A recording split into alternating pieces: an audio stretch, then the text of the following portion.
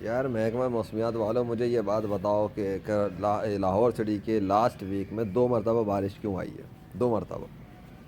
اور پہلی مرتبہ ہو گئی تھی وہ تو اتنی خاص تھی ہی نہیں، وہ تو ایک اسپیشل طور پہ کی جا رہی تھی. اور میں جہاں پر ہوں وہاں بھی کی گئی، اور جہاں اللہ نے چاہا وہاں بھی کر دی. سب کی نظریں طویل عرصے سے آسمان پر جمی ہوئی تھیں کہ کب باران رحمت کا نزول ہو اور ہمیں خشک سالی سے نجات ملے. بالآخر طویل انتظار کے بعد لاہور میں بھی بادل برس پڑے. اگرچہ بارش کا دورانیہ زیادہ طویل تھا، نہ ہی یہ زیادہ شدت کی تھی، لیکن اس کے باوجود اس کے بہت اچھے اثرات دیکھنے میں. بارش سے طویل عرصے سے آلودگی کی لپیٹ میں آئی ہوئی شہر کی فضائیں صاف ہو گئیں اور شہریوں نے سکھ کا سانس لیا. شہر کے اوسط کوالٹی انڈیکس میں بھی نمایاں کمی ریکارڈ کی گئی، جو 300 کی سطح سے کم ہو کر 220 پر آ گیا.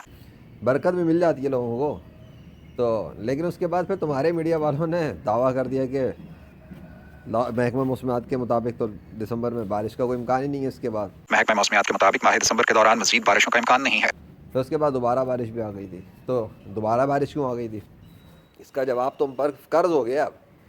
اور کیونکہ پہلے بھی تم لوگوں کے کئی دفعہ کے جو ہے نا یہ دعوے جو ہے نا کھوکھلے دعوے میں جھوٹے ثابت کر چکا ہوں، موسم میں تبدیلیاں کر کے اللہ کی مدد سے، کہ بارش اللہ ہی کرتا ہے. اور اگر اللہ کا کوئی بندہ کوشش کرے اور اللہ چاہے کہ ایسا ہو جائے تو ہو جاتا ہے. تو میں نے وہ بھی پروف کیا. تو آخر میں کون ہوں، کیوں پروف کر رہا ہوں، کیوں موسموں کو کنٹرول کر کے تبدیل کر کے دکھا رہا ہوں اللہ کی مدد سے جب اللہ چاہے؟ اس لیے کہ میں اس زمین کے اوپر اس کا جھنڈا لے کے کھڑا ہوں، اور اس کی خدائی اور اس کی بڑائی اور اس کے رسول صلی اللہ علیہ وسلم آخری نبی محمد عربی کائناتی معجزاتی رسول اعظم صلی اللہ علیہ وسلم کا ایک امتی بھی ہوں، اور ان کے خلاف گالیاں دینے والے، بغیرتیاں مچانے والوں، شیطان کے کتوں پہ روحانی تلوار بھی ہوں اللہ کی.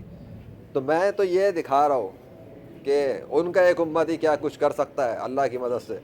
اور کوئی قادیانی شیعہ، ہندو، یہودی، عیسائی، مشرک، مرتد، ملد اور سائنس کا پجاری، کتابوں کا غلام، ڈگریوں کا پجاری، کافروں کا پجاری، غیر مسلموں کا پجاری، اور اللہ سے غداری کرنے والا، اور اولیاء اللہ سے دشمنی رکھنے والا، اور صحابہ کرام کو گالیاں دینے والا، اور حضرت محمد صلی اللہ علیہ وسلم کی نبوت میں ڈکیتی مارنے والا کوئی بھی شیطان کا کتا ایسا نہیں کر سکتا میرے مقابلے پہ آ کر. آ گئی سمجھ میں؟